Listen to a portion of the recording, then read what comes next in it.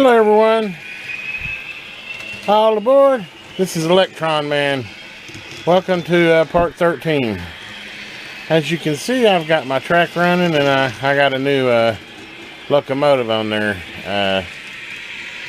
It's a Athens full DCC with a sound decoder, if you can't tell.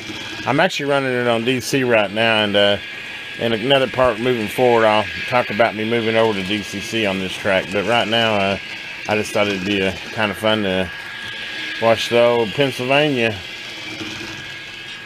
diesel run along the track. Love the sound effects. Anyway, kind of show you what I got going on part 13 here. Let me go ahead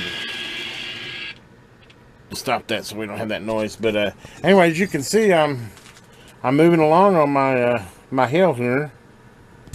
Hope you get a pretty good view of that. I'm pretty happy with the way it's turned out now. It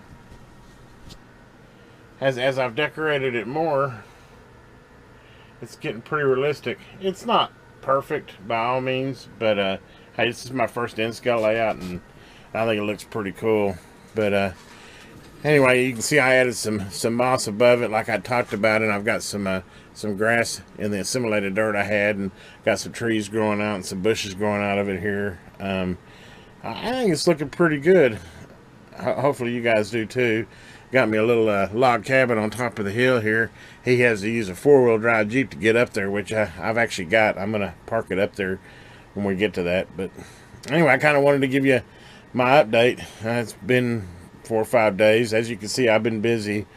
As you can tell, all the ballasting's done, all the matting's done. I'm pretty happy with the hill now, my rock hill.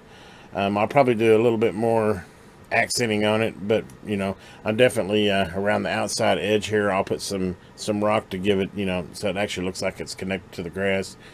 But all in all, I think the track's looking pretty cool. Using the DCC, I'm really into that now.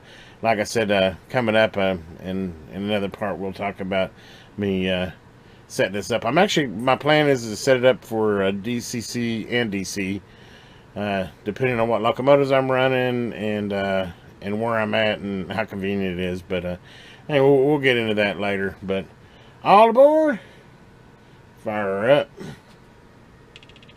Love the engine start. Let's get rid of the horn honk. And let's roll.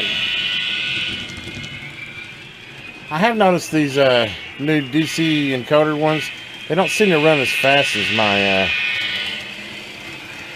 older trains, like my tricks and stuff. I think reading the manual, it looks like they're probably a little happier at 14 or 16 volts.